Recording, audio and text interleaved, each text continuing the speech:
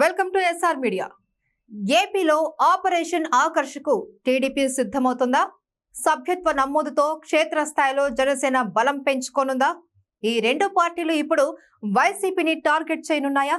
క్షేత్రస్థాయిలో క్యాడర్ ఉన్న టీడీపీ నాయకులను గ్రౌండ్ లెవెల్లో బలపడాలనుకుంటున్న జనసేన వైసీపీ క్యాడర్ ను లాక్కునే ప్రయత్నాల్లో ఉన్నట్లు సమాచారం.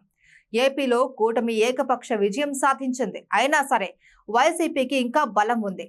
రాజ్యసభలో 11 మంది ఎంపీలు, లోక్సభలో 4, అసెంబ్లీలో 11 మంది, మండలిలో 38 మంది, అన్ని జిల్లాల్లో జిల్లా పరిషత్ చైర్మన్లు, ఎంపీపీలు, జడ్పీటీసీలు, నగరపాలక సంస్థ మేయర్లు, కార్పొరేటర్లు, మున్సిపల్ చైర్మన్లు, కౌన్సిలర్లు, ఇలా వైసీపీకి సంస్థాగత బలం ఉంది. మొన్నటి ఎన్నికల్లో వైసీపీకి 40% ఓట్లు రావడానికి ఈ బలమే ప్రధాన కారణం. అయితే నాయకుల పరంగా టీడీపీ, క్యాడర్ పరంగా జనసేన వైసీపీ శ్రేణులను ఆకర్షించేందుకు ప్రయత్నాలు మొదలుపెట్టినట్లు సమాచారం.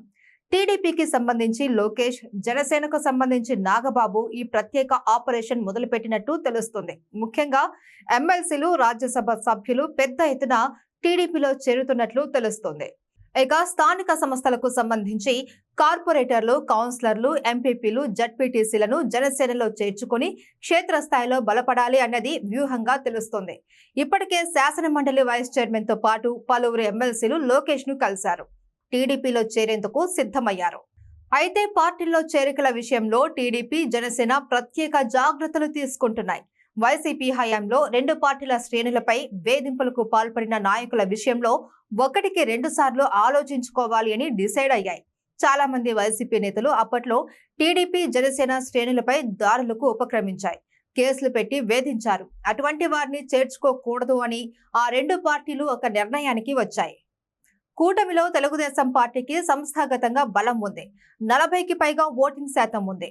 ఈ విషయంలో జనసేన వెనుకబడి ఉంది. అందుకే క్షేత్రస్థాయిలో బలం పెంచుకోవాలి అని ఆ పార్టీ నిర్ణయించింది. వైసీపీ ఓటింగ్ శాతాన్ని ఎలాగైనా టర్న్ చేసుకోవాలి అని చూస్తోంది. అందుకే ద్వితీయ శ్రేణి నాయకత్వంపై దృష్టి పెట్టింది. వారి ద్వారా బలపడాలి అని నిర్ణయం తీసుకుంది. అందుకే నేతలను టీడీపీలోకి పంపించి క్యాడర్ను మాత్రం జనసేనలోకి పంపించాలి అన్నది వ్యూహంగా తేలుతోంది. తద్వారా వైసీపీని కోలుకోలేని దెబ్బ తీయవచ్చని ఆ రెండు పార్టీలు ఈ నిర్ణయానికి వచ్చినట్లు తెలుస్తోంది. స్థానిక సంస్థలకు సంబంధించి అవిశ్వాస తీర్మానాలకు 4 సంవత్సరాలు పూర్తి కావాల్సి ఉంది.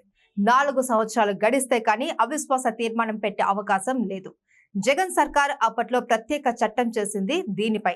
అందుకే చట్ట సవరణ చేసి అవిశ్వాస తీర్మానం గడువును ముందుకు తెచ్చే అవకాశాలు కనిపిస్తున్నాయి. అదే జరిగితే రాష్ట్రంలో మెజారిటీ స్థానిక సంస్థలు కూటమి పార్టీల స్వాధీనంలోకి వచ్చే అవకాశాలు ఉన్నాయి. మొత్తానికైతే నాయకత్వం టీడీపీలోకి, క్యాడర్ జనసేనలోకి అన్న ఫార్ములా ఆకట్టుకుంటోంది. అది ఎంతవరకు వర్కౌట్ అవుతుందో చూడాలి.